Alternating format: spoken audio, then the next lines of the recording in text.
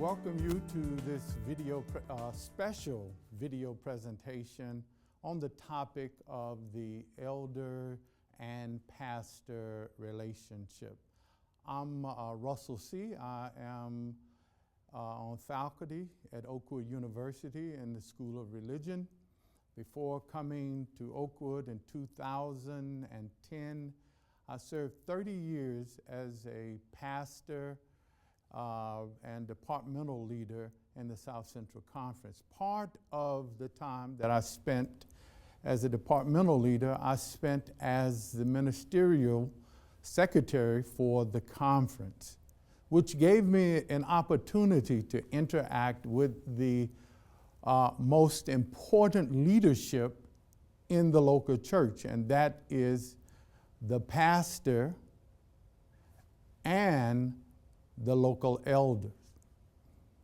I've discovered through my own experience and through my interaction with elders and pastors that as the pastor-elder relationship, as it goes, so goes the church. And so we want to spend some time today talking about the nature of the relationship between the pastor and the elders, and how those two leadership groups are able to work together effectively. To be sure, your church and your pastor and elders may be functioning and working very well, and that's wonderful. And we hope that it continues, so that this will only be a refresher to you.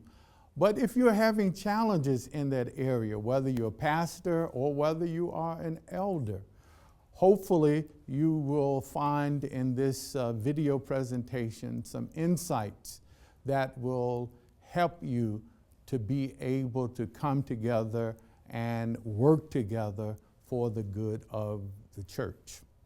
I want to start by first suggesting that the key to pastors and elders' relationship, one of the keys, is understanding the nature of the authority of the pastor on the one hand and the local elder on the other hand. Oftentimes, conflict occurs when elders and pastors are not quite clear where their lanes are and where their authority comes from. As you well know, in the Seventh-day Adventist Church, the local conference is responsible for placing the pastor. It is an established fact, tradition, routine, policy, however way you want to look at it, but it's pretty routine that pastors do not come to churches to stay for a long time. There are some exceptions where pastors have been able to stay 10, 15, 20, and in some rare occasions have served the same church continuously for 3 decades. But mostly pastors come and pastors go. On the other hand, the local elders usually are in place and is serving that local congregation for a number of years. Matter of fact, they see pastors come and they see pastors go. The other day, I had the opportunity to spend some time just reflecting with my father. My father served over 30 years as an elder in the church that I grew up in. And most of that 30 years, he served as the first elder of the church. So And during the time of serving as an elder and as a local elder, he was able to serve under over half a dozen pastors. So elders are in place for many years, whereas pastors come and go. So out of that, it is important to note where the authority comes from. First, let me define what I mean by authority. I don't mean being able to be somebody's boss and tell folks what to do, as much as I'm talking about influence and power that comes from influence. It's important to note that the pastor's authority is what we would say is imputed. Using a nice theological term, you're usually familiar with this term with the idea of righteousness, and imputed righteousness being declared righteous before you are righteous. Another way of talking about this authority is that it is positional authority. By virtue of the fact that he is in the position, he has a certain amount of authority. And that authority is to execute the pastor's responsibility as the overseer of a congregation or a district. Now, on the other hand, the local elder's authority is what we would call imparted. That's another theological term that we are used to in relationship to the idea of righteousness. And we associate imputed righteousness with justification.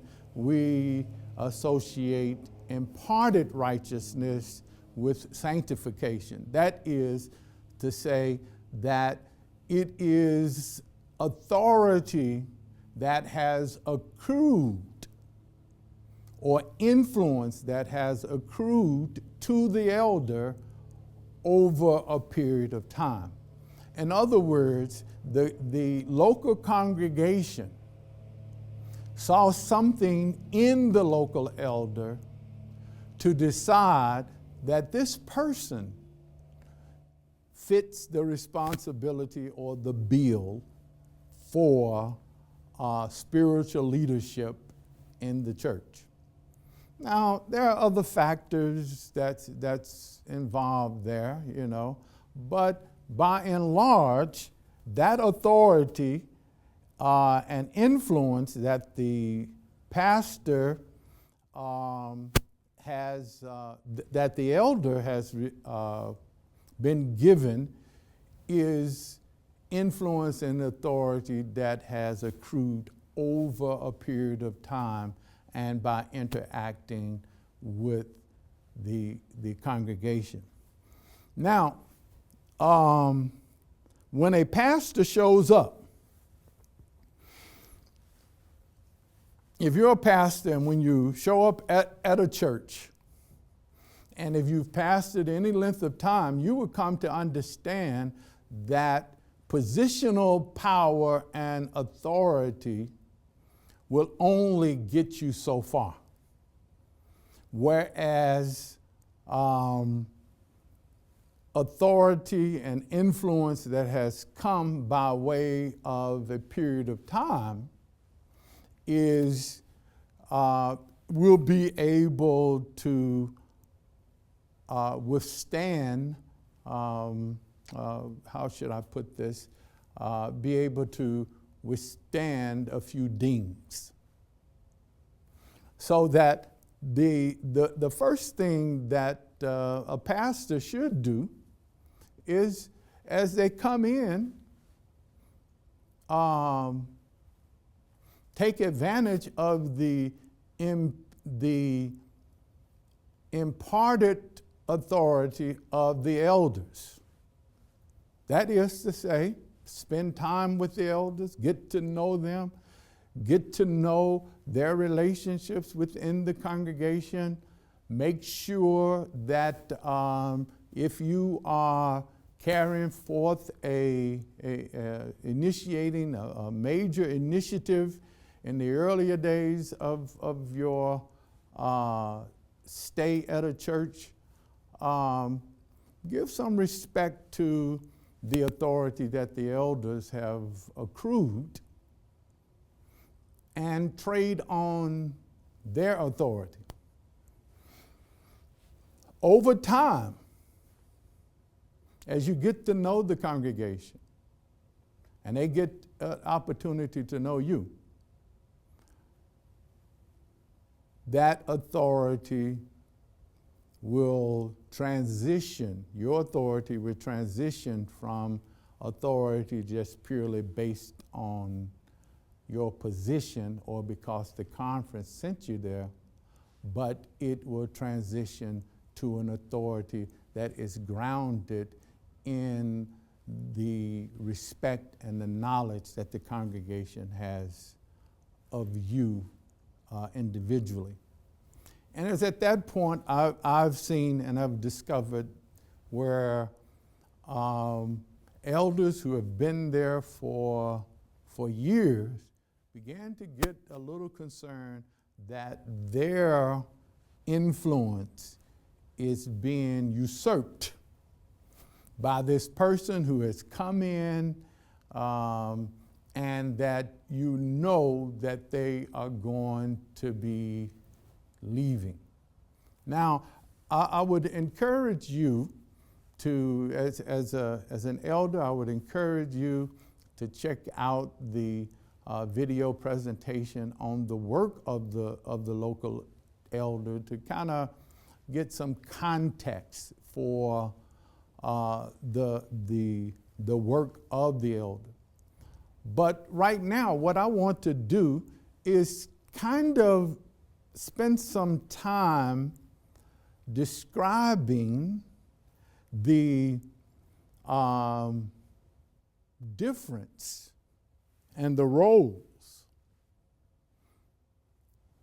between the pastor and the local elder. And when we understand those roles in relationship to the authority that each has, it will serve as a foundation for building a strong and lasting relationship. The first thing is that the pastor has the responsibility for leading or providing leadership and vision for the entire congregation. In other words, if I can use the analogy of a parent, without sounding condescending, a parent that has 4 children has to parent all 4 of them. And each one of those children are going to be different and unique, and they're going to see the world from their perspective. And it's inevitable that conflicts will arise and misunderstandings will arise, but the pastor has the responsibility to look at the broad view and the long view when the pastor is looking at issues within the church. Just like what a pastor, like what a parent, sometimes the pastor may see an issue differently than the other children or from certain segments of the congregation. But nevertheless, The pastor has the responsibility to be concerned about the whole church, whereas the elder has responsibility of providing leadership within the sphere of their responsibilities as an elder. The elder, because the elder is elected by the church, the elder is embedded in the church, that sometimes the elder's perspective may be a little skewed. And that is not to say that your perspective as an elder is invalid. It is just simply saying that it may be sometimes that it is a little more narrow and focused than the pastor. The pastor having to look at the entire congregation, to take that broad and long view, sometimes have to make decisions that are not comfortable with certain segments of the congregation. And that's when, having the trust and knowing the person, that allows you to kind of give a benefit of the doubt. Whereas the elder has the responsibility to look a little more narrowly at certain issues as they occur within the congregation. The pastor also, the second area, is that the pastor has a responsibility, primary responsibility, for equipping and motivating members for service. Now, oftentimes in our church, we because in many churches, the pastor is the only full-time worker associated with the church, that people feel that the pastor should be doing everything. And oftentimes, pastors have been conditioned and enculturated in such a way that they believe that they should be doing everything.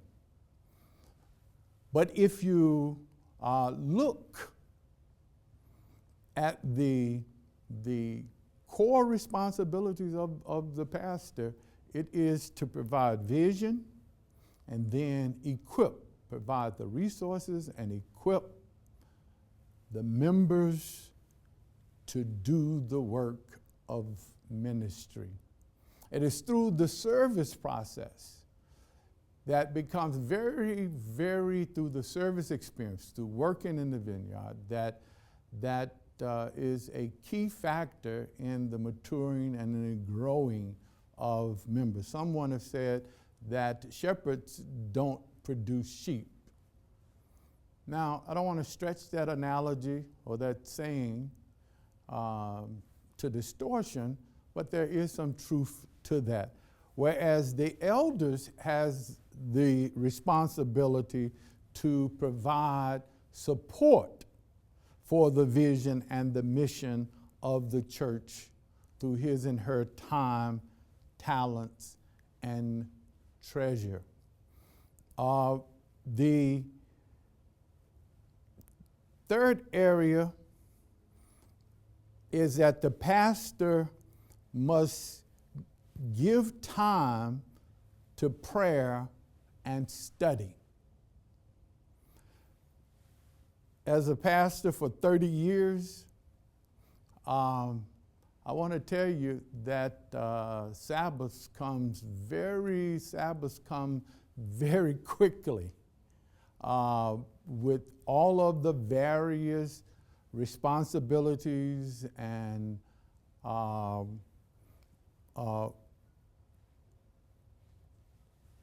requirements on my time that before I look around, Sabbath is here. And I'm scrambling, going through the concordance, just trying to find, Lord, is there a word for your people this week? And if it is, what is it? The necessity of having uninterrupted, undistracted time to be in the Word, to be able to deliver a word in due season is vital to the growth and the health of the church. So that the elders' role with respect to that is to help alleviate the pastoral burdens and concerns and provide the pastor with the necessary time and freedom for study and prayer. So that if you look at the work of the elders, one of the areas is pastoral care. There are churches that have become convinced that if the pastor does not visit them, then they haven't had a pastoral visit. When the reality is that as the elders are equipped and the elders are committed to their responsibilities in this area, and when they go into a home, when they go into a hospital room, when they go into a nursing home, or whatever the visitation context is, that when they visit in a way that is effective and meaningful, they are doing it on behalf of the pastor as they represent the church in this particular area. And that the elders should be the ones that are providing the additional support when people are saying, well, the pastor hasn't come by to see me. That the elder then is able to say, well, I am here on the pastor's behalf. What is it? How can we serve you? How can we minister to you? This will go a long way in helping the pastor be more effective. Now, to the pastor, I would say that when the church provides you, when your elders provide you this freedom to spend time in study and in the Word, it is a sacred trust. Therefore, you should spend that time in the Word and in prayer. It's another complete presentation where we want to talk about balance in the life. So, there's nothing wrong with pastors taking vacations, taking a day off for relaxation, spending time with their family. All of that is a part of the burden on the pastor's time. What I am saying is that when you are freed up in the areas in which the elder is able to provide the support and the cover, then as a pastor, you should take full advantage of it and spend that time in prayer and in study. Now, the truth is that members are very kind when they come by the door, and they tell us that we have done a wonderful job in the sermon that day, when in reality members can sense when they are getting some half prepared message. They know when you're at your best, when you have been in the Word. The last thing that I want to say in this area in terms of the roles, the difference between the pastor and the local elder, is that the pastor's role is to feed the flock. That's what comes out of that time of prayer and study.